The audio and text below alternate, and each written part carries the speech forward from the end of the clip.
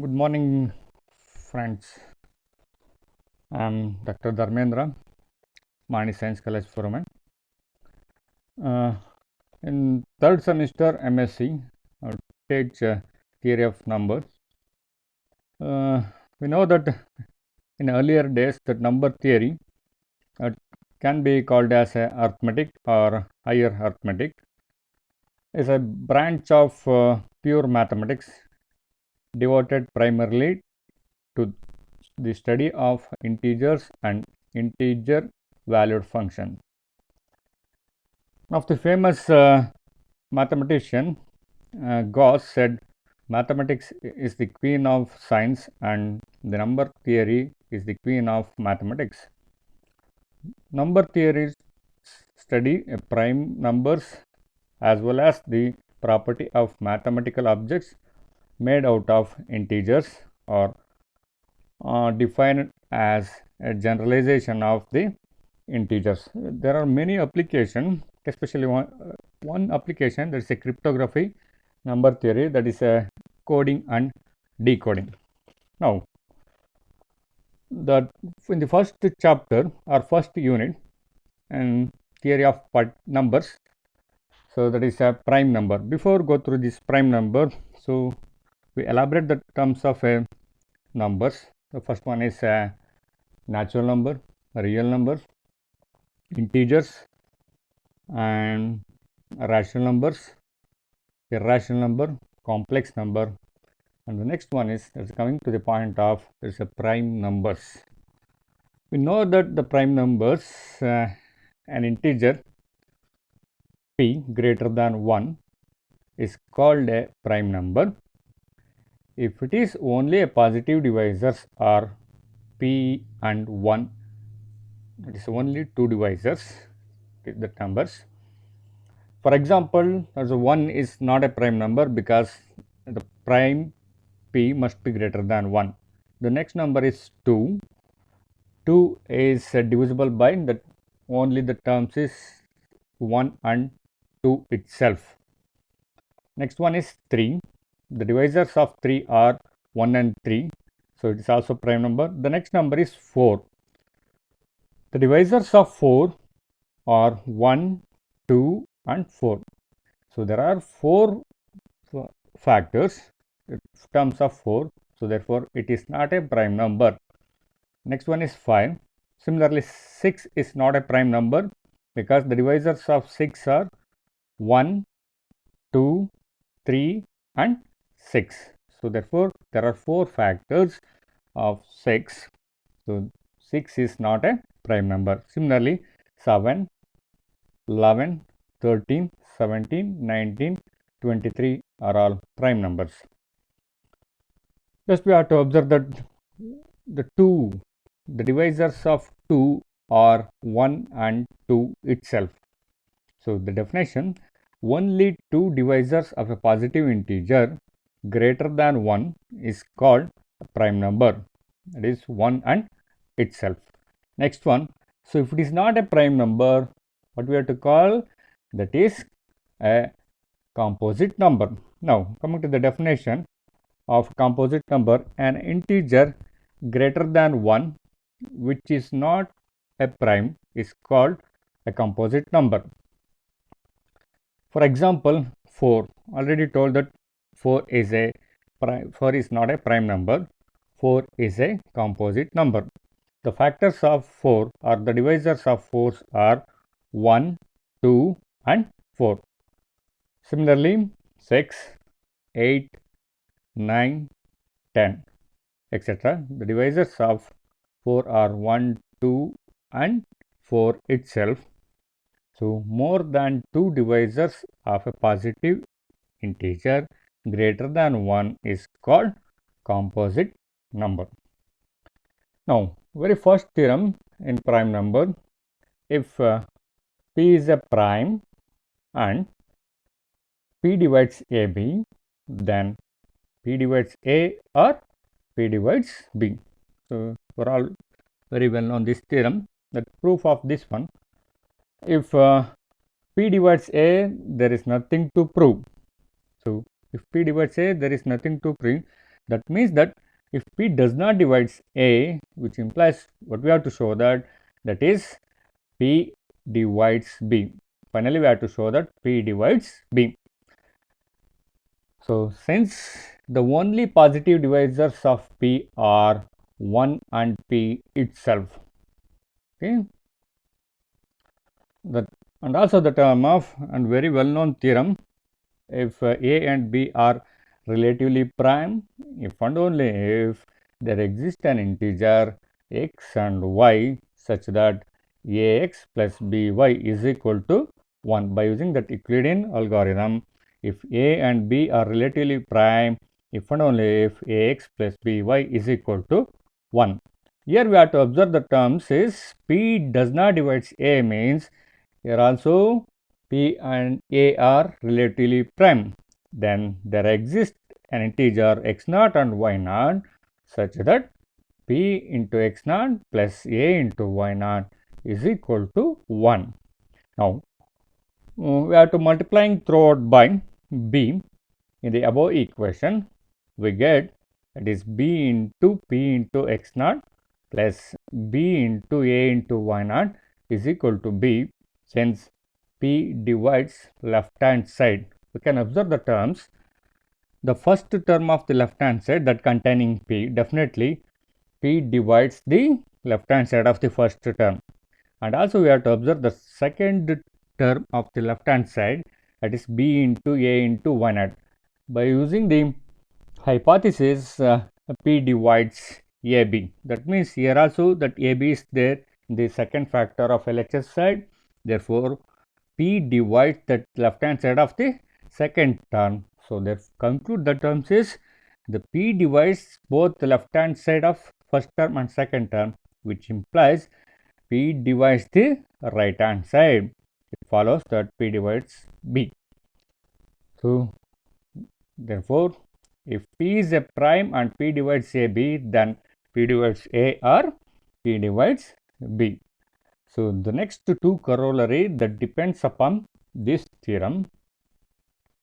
The corollary first one, if p is a prime and p divides a1 into a2 into up to an, then p divides ak for some k where k lies between 1 and n.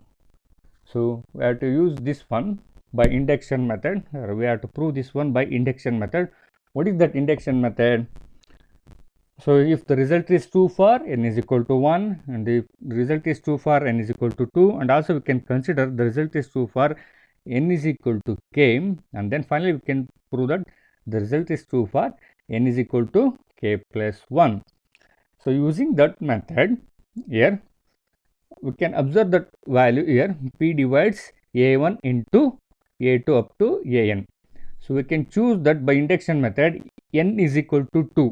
Won't take n is equal to 1 because p divides a1 means p is a prime number and the term of n is equal to only one factor, that is a1.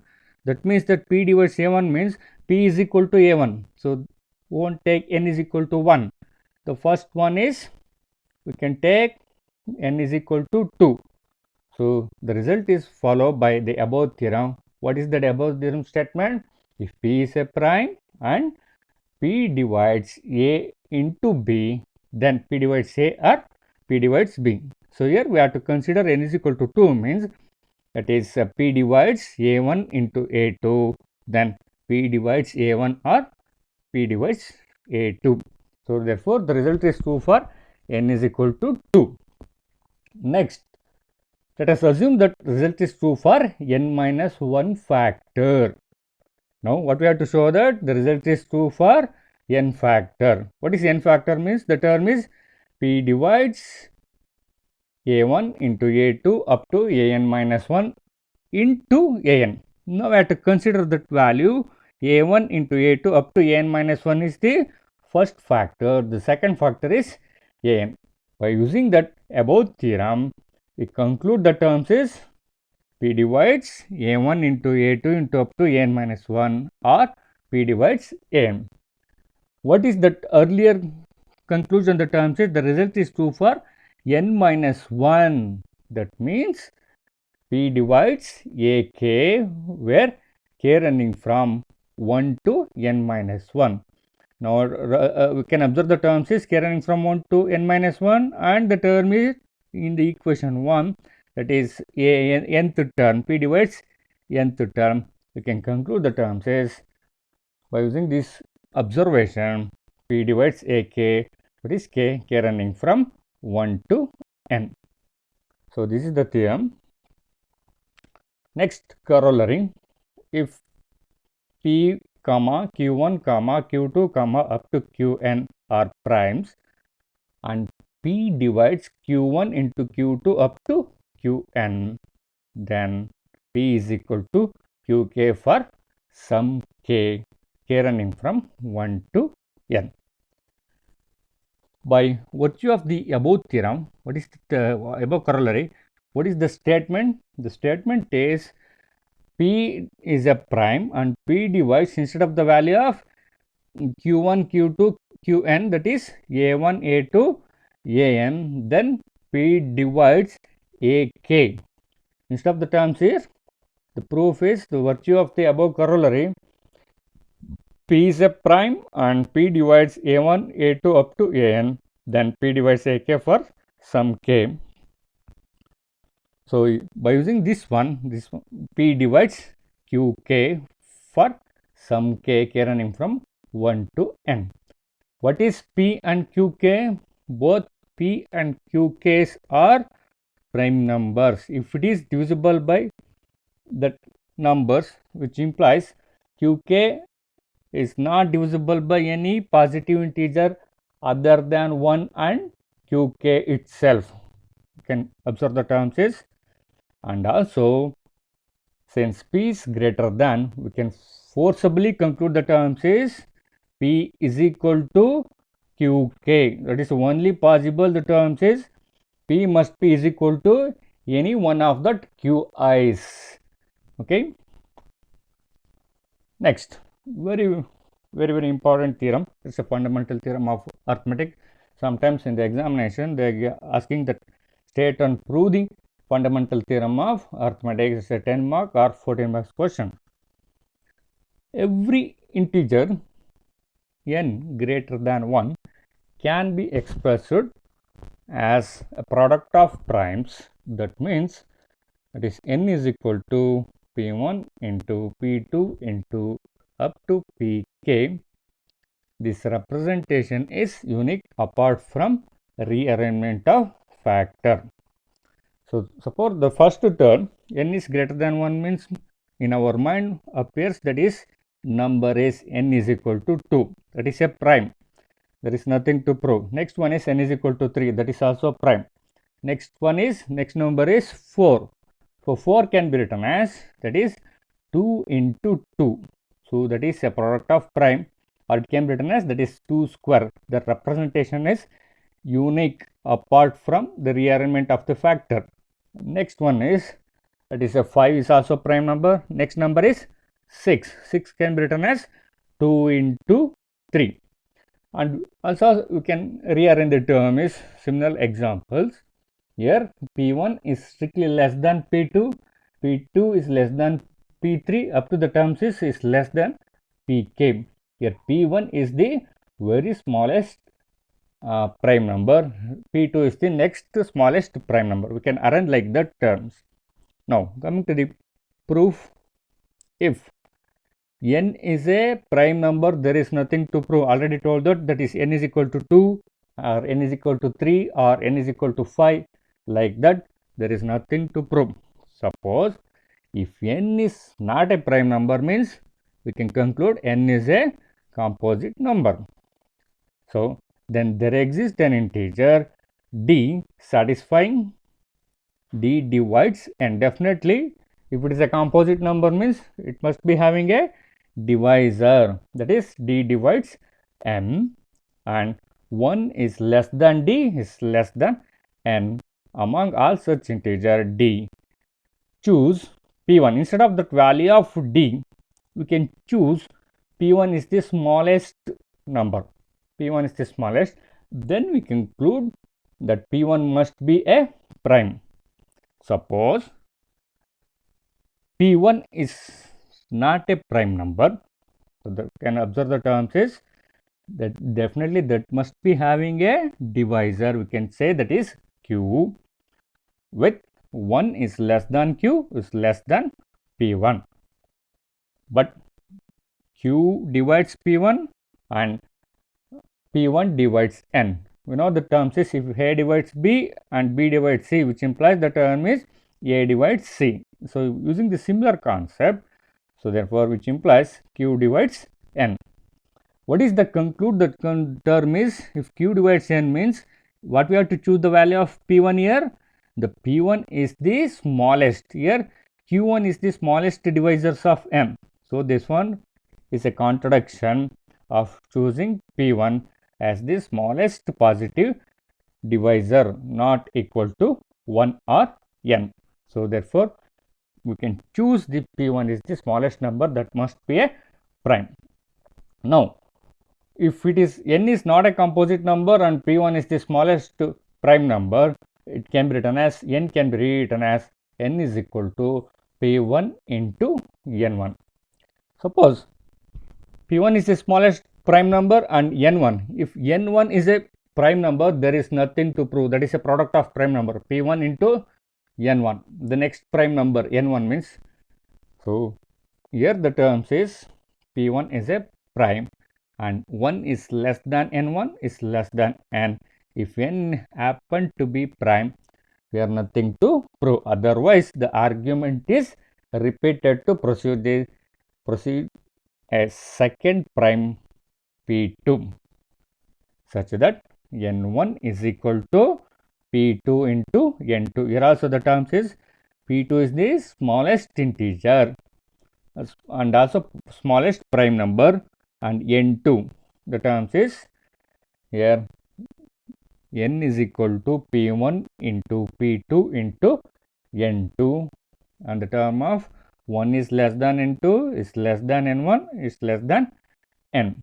If N2 is a prime number, there is nothing to prove. Suppose the argument is repeated, if it is not a prime number, that must be a composite number, then it will be appearing the third prime number P3 such that N2 can be written as P3 into N3 with P3 is a prime and hence the term of N is equal to P1 into P2 into P3 up to N up to N3, that is 1 is less than N3 is less than N2 is less than N1 and is less than N. The decreasing sequence N is greater than N1 is greater than N2 up to that is it is greater than 1. So, cannot be continue indefinitely because N is a finite number. So, therefore, so that after a finite number of steps N suffix k minus 1 must be a prime. We can say that is Pk. So, we can conclude the term is therefore N is a product of prime number, that is a prime factorization. That is N is equal to P1 into P2 up to Pk. What is next? We have to prove that must be a unique factorization.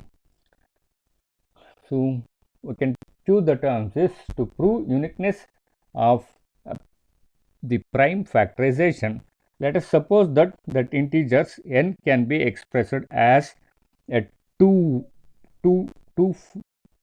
ways.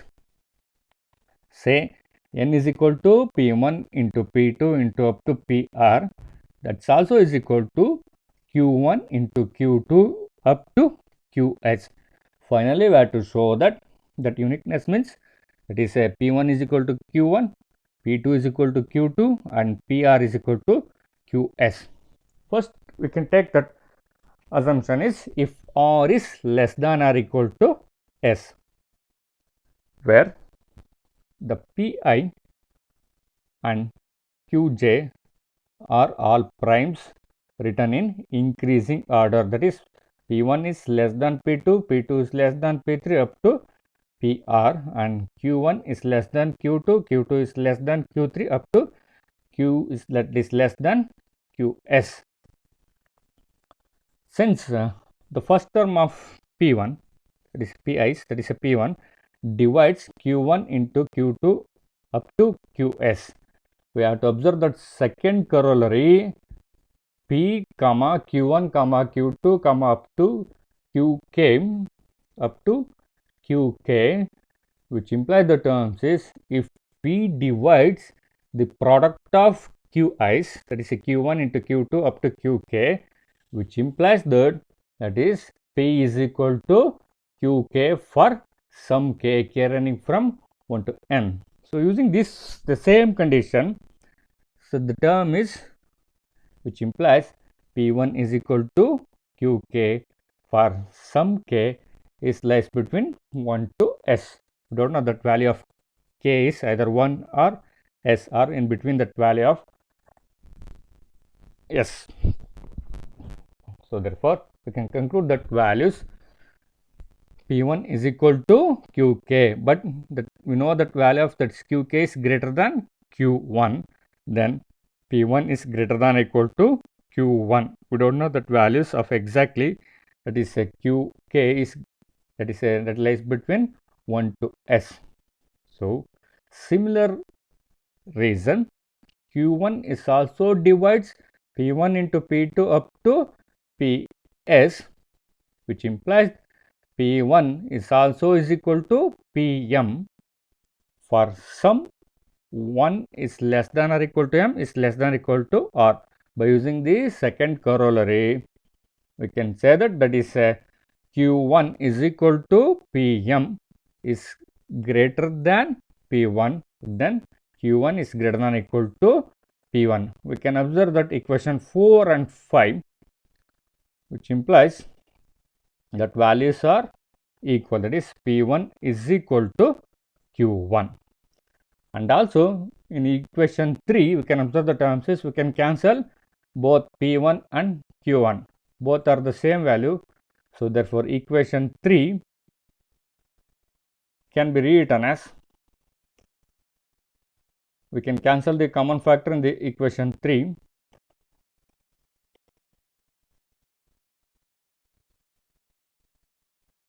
We get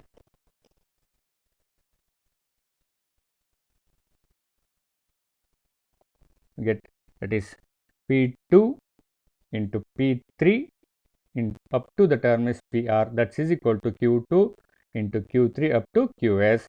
The condition if R is less than S. Similarly, if P2 is equal to Q2, we can cancel the common factor in the above equation. Therefore, we obtain P3 into P4 up to PR, that is equal to Q3 into Q4 up to Qs if R is less than S. Continuing in this fashion, if P1 P suffix R minus 1 is equal to Q suffix R minus 1, we get the terms is PR is equal to QR into Q suffix R plus 1 up to Q suffix S. R is less than or equal to S. Suppose the term here, if PR is equal to QR with R is less than S, we can cancel in the PR and QR in the above equation. It will get 1 is equal to Q suffix R plus 1, Q suffix R plus 2 up to Q suffix S. What is the prime number condition means? If any prime that must be greater than 1 and it is divisible by itself and 1. You can observe the terms is definitely the product of prime number, it is more than 1. Here the product of prime number is equal to 1, that means it is a contradiction because all Qi's are primes. Similarly, if S is less than R, what is the previous case is if S is greater than R. Here we have to choose this S is less than R. It is also leads a contradiction. By using the similar procedure, it can be written as 1 is equal to P suffix S plus 1 into P suffix S plus 2 up to p suffix r. Hence, the term is r is equal to s. We can conclude the terms is, what is the condition we have to take in the terms is n is equal to p1 into p2 into up to ps, that is equal to q1 into q2 into up to qr. So, if r is equal to s means that is the first term, p1 is equal to q1, p2 is equal to q2, up to the term is pr is equal to qs. Therefore, the factorization is, what is the term is, that must be unique. It can be rewritten as n is equal to p1 into p2 into up to pk. Therefore, the factorization is unique. So, the theorem says that if n is more than 1, it can be written as a product of prime number, and the representation must be a unique factorization. That is n is equal to p1 into p2 up to pk. Hence, that theorem. Next, example. Already told that number is 4 can be written as, it is not a prime number, it is a composite number. It can be written as, the terms is 2 into 2, that is equal to 2 square. Okay. Here 2 and 3 are prime numbers. There is no problem for the factorization. That is a single factor. And next one is 5 is also the same prime number. So, it is a single prime number. 6 can be written as, that is a 2 into 3. So, it is a product of prime number. Again, that is 7 is also prime number. Next one is 8. 8 can be written as 2 into 2 into 2, that is 2 cube. Next one is 9, that is a 3 into 3, or this one is 3 square. Next one is 10, that is 2 into 5. Next one is 12, that is a 3 into 4. So, we know the value of 4 can be written as, that is a 2 into 2, that is equal to 2 square. So, it can be written as, that is a 2 into 2 into 3, that is equal to 2 square into 3. So, this is the factorization. 12, it can be written as a product of prime, and we can observe the terms is that power of 2 and 3, that is less than, that is the term of power is greater than or equal to 1, that power. So, in this remark, several of the primes which appears in the factorization of given positive integer may be repeated by collecting like primes and replace them by single factor. We could rephrase the above theorem as, any positive integer n is more than 1 can be written uniquely is a canonical form, that is n is equal to p1 to the power of alpha 1 into p2 to the power of alpha 2 up p2 p3 to the power of alpha 3 up to pk to the power of alpha k, where alpha 1, alpha 2 up to alpha k are all positive integers, and the term of p1 is strictly less than p2, less than p3, p3 is less than p4, up to the terms is less than pq. Thank you.